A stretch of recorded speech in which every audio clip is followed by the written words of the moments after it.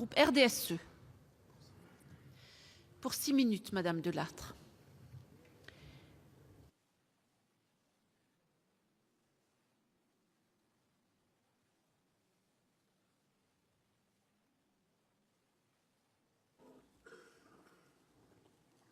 Madame la Présidente, Madame la Ministre, Monsieur le Président de la Commission des lois, Messieurs les rapporteurs, mes chers collègues.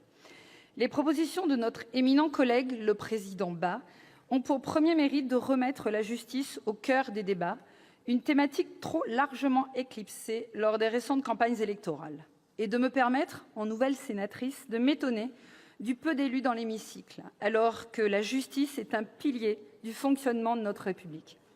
Depuis des décennies, une lente dégradation des conditions matérielles de l'exercice de la justice est à l'œuvre dans notre pays, produisant pourtant de rares élans de manifestation, probablement en raison de la retenue naturelle qui caractérise les hommes de robe. Il serait pourtant naïf de considérer que cette dégradation, au prétexte qu'elle serait tue, ne serait pas perçue par nos concitoyens. Mais malgré leur lenteur et leur manque de moyens, nos juridictions bénéficient heureusement encore de la confiance des Français. Nos tribunaux exercent toujours cette fascination que décrivait Gide dans ses souvenirs des assises voilà plus de 100 ans.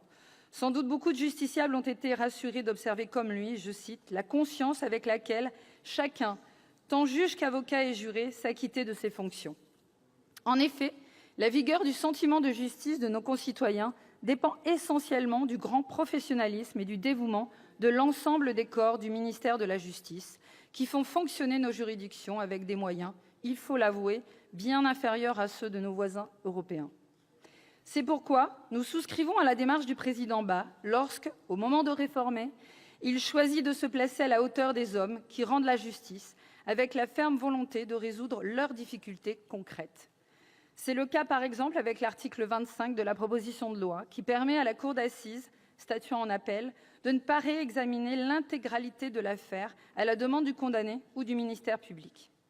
Nous croyons également fondamental, comme lui, de stabiliser la nomination des magistrats dans une même juridiction au moins 3 ans et, pour la préservation de l'expertise acquise, de maintenir dans une même fonction les juges dans cette même durée de 3 ans. De la même manière, la réforme de l'aide juridictionnelle associant les avocats en amont de l'attribution de l'aide par le bureau d'aide juridictionnelle nous semble aller dans le bon sens. La maîtrise des frais de justice ne sera efficace que si elle repose sur une démarche inclusive, en associant tous les acteurs en présence. Il est indéniable que la réforme passe également par la résolution des difficultés que rencontrent plusieurs avocats dans un climat concurrentiel aiguisé par l'augmentation du nombre de confrères. Le risque de la tentation d'alimenter les contentieux n'est pas inexistant. Aussi, en parallèle d'une réflexion sur l'établissement d'un numerus clausus à l'entrée dans la profession, cette dernière doit également être protégée de la concurrence déloyale des sites d'information en ligne qui sont en plein essor. Certaines dispositions de la proposition de loi nous permettront peut-être d'avancer dans ce sens. Si les nouvelles technologies peuvent faciliter le suivi des dossiers et accélérer les délais d'instruction, nous considérons en revanche qu'aucune innovation ne pourra remplacer la vertu cathartique du procès. Plusieurs dispositifs du texte nous posent aussi question. En premier lieu, ce paradoxe de vouloir redresser la justice en décourageant le justiciable d'accéder au prétoire du juge. N'est-ce pas le sens de l'établissement d'amendes extrêmement dissuasives en cas de requêtes abusives ? Mais nous savons que l'abus est difficile à caractériser à l'aune du droit d'essai en justice, qui est une liberté fondamentale. Il sera donc difficile d'asseoir ce principe. En second lieu, il peut paraître inéquitable d'établir un coût élevé pour le pourvoi en rendant l'assistance par un avocat aux conseils obligatoires. Mais saisir la plus haute juridiction, qui ne statue que sur l'application du droit, nécessite l'assistance d'un juriste confirmé pour éviter les saisies inutiles. Là aussi, nous savons que ce combat de surcoût est vain.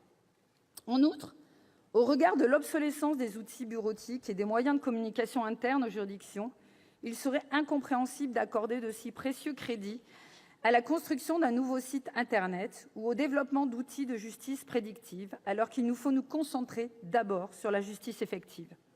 La Convention européenne des droits de l'homme, dans son article 6.1, fait référence au droit qu'a toute personne à ce que sa cause soit entendue équitablement, publiquement et dans un délai raisonnable par un tribunal indépendant et impartial établi par la loi. C'est le sens du droit au procès équitable. Sur la conciliation, montrons-nous modernes.